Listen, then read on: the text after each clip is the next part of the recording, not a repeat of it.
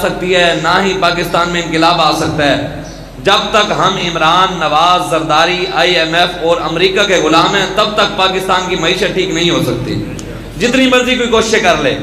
کسی کا دل ہو کہ جناب ایک بار پھر ہم عمران خان کو آزما لیں تو وہ آزما کے دیکھ لے، کسی کا دل ہو بھی ایک بار پھر ہم نواز شریف کو آزما لیں تو وہ بھی آزما کے دیکھ لے، کسی کا دل ہو کہ جناب ہم ایک بار پھر زرداری کو آزما لیں تو وہ بھی دیکھ لے۔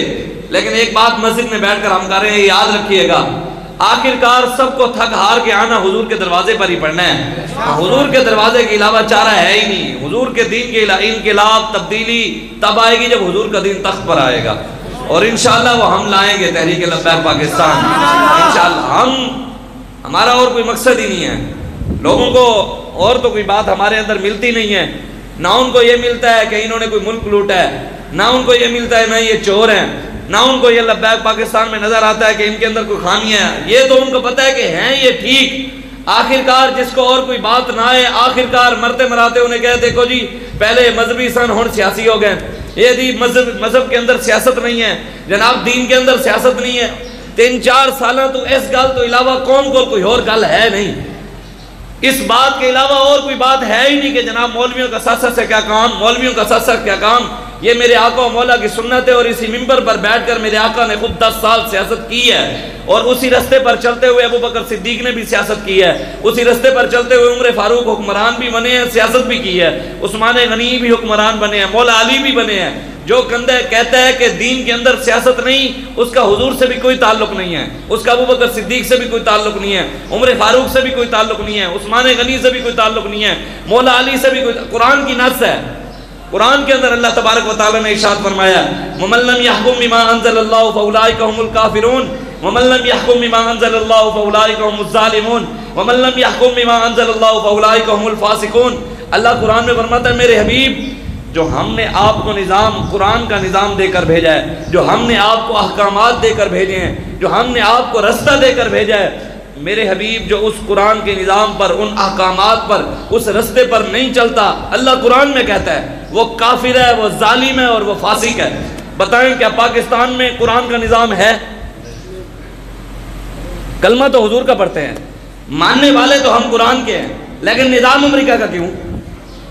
کلمہ تو حضور کا، دعوے بھی حضور کی غلامی کے، لیکن نظام یورپ کا کیوں؟ کلمہ حضور کا، عاشقی کے دعوے بھی حضور کے، مر مٹنا حضور کے نام کا کہ جناب ہم حضور کے نام پہ مرتے ہیں، غلامی رسول میں موت بھی قبول ہے، جو ہو نہ عشق مصطفیٰ تو زندگی فضول ہے۔ تو بتاؤ نا، حضور کا عشق تو تم کہتے ہو سینوں میں ہے، لیکن تم نے نظام جو ہے وہ غیروں کا اٹھایا ہوا ہے، پھر تمہاری زندگی کس چیز کی؟ وہ تو باقی زندگی فضول ہو گئی، جو حضور کے نظام کی بات ہی نہیں کرتا۔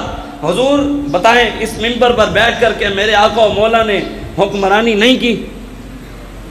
مسجد نبی کے ممبر پر بیٹھ کر حضور حکمرانی نہیں کی ہے کہ نہیں کی ہے؟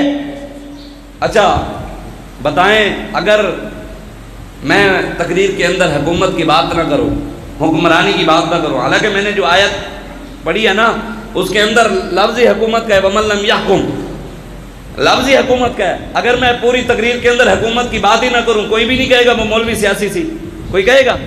لوگ کہیں گے بعد میں جا کر لوگوں کو درد اٹھے گا، جناب دیکھو جی یہ اصالہ ثواب دی محفل سی تھے، مولوی صاحب شروع کی نو لا کے اینڈ تک سیاسی گل شروع کر دیتی۔ تجھے دین کا زیادہ پتہ ہے تو ہمیں کھڑا ہو کر سمجھا، کسی کو اختلاف ہے ہمارے سے تو وہ یہیں آئے، ہم اس کا یہیں اختلاف ختم کر دیں گے۔ ہم بتائیں گے کہ جس کا تو ماننے والا ہے وہ ڈکیٹ ہے، ہم بتائیں گے جس کا تو ماننے والا ہے وہ چور ہے، ہم بتائیں گے جس کا تو ماننے والا ہے وہ ظالم ہے، ہم بتائیں گے جس کا تو ماننے والا ہے وہ ختم نبوت کے غدار ہیں، وہ ناموس رسالت کے غدار ہیں، وہ نبی کے بھی غدار ہیں، نبی کے دین کے بھی غدار ہیں، مرزائیوں کے یار ہیں، قادیانیوں کو عہدے دیے ہوئے ہیں، ہم اس کو یہی سمجھائیں گے۔ باقی یہ سمجھ جانے کی بات، یہ تو چھوٹے چھوٹے بچے، ابھی بچے پیدا بھی نہیں ہوتے تو ہاتھ اٹھا بھی نہیں سکتے، لبیک کا نعرہ لگے تو ان کے ہاتھ بھی ہلنے شروع ہو جاتے ہیں آرام آرام سے۔ جو ہاتھ نہیں اٹھا سکتے حضور کے نام پر ان کے ہاتھ بھی ہل، جو کلمہ پڑھ کر ساری زندگی حضور کے نام کا کھا کر بھی اس کو حضور کے دین کی بات سمجھ نہ آئے، اس سے بڑا بدقسمت کائنات میں ہے ہی نہیں۔ جس کا حضور کے دین کی بات سمجھ نہ آئے، جسے رسول اللہ کے نظام کی بات سمجھ نہ آئے۔ اللہ نے جب قرآن میں کہہ دیا میرے حبیب جو آپ کے دیے ہوئے، میرے دیے ہوئے نظام اور رستے پر نہیں چلتا وہ ظالم ہے۔ اسی آیت کے تحت ہمارے بزرگوں نے لکھا ہے کہ جو مسلمان ظلم کے نظام کے نیچے اوپر ظالم سارے اکٹھے ہوئے بیٹھے ہوں اور ان ظالموں کے نظام کے پیچھے، وہ ظالموں کے نیچے بندہ نماز پڑھے، ظلم کے نظام کے نیچے بندہ روزہ رکھے، ظلم کے نظام کے نیچے بندہ حج کرے، ظلم کے نظام کے نیچے عمرہ کرے، طواف کرے، یتیموں مسکینوں کی کفالت کرے، غریبوں کی مدد کرے، درود پڑھے، ذکر کرے، اذکار کرے، تہجد پڑھے، نمازیں پڑھے، عبادت کرے، قرآن پڑھے، سب کچھ مکمل ہو اس کا، لیکن ظالم کے خلاف آواز نہ اٹھائے، ظلم کے نظام کے خلاف آواز نہ اٹھائے۔ ہمارے بزرگوں نے لکھا ہے ظلم کے نظام کے نیچے اس کی ایک نیکی بھی قبول نہیں ہے۔ ظلم کے نظام کے نیچے چپ نماز پڑھنا بھی ظلم ہے، ظلم کے نظام کے نیچے عبادت کرنا بھی ظلم ہے، کیوں جو ظالم ظلم پہ اترے ہوئے ہیں اور وہ نیچے نمازوں پہ لگا۔ 1,24,000 کم و بیش انبیاء کرام تشریف لائے، وہ ایک نبی بھی ہمیں کوئی نہیں دکھا سکتا کسی ایک نبی نے اپنے دور کے ظالم کے ساتھ ہاتھ ملایا ہو۔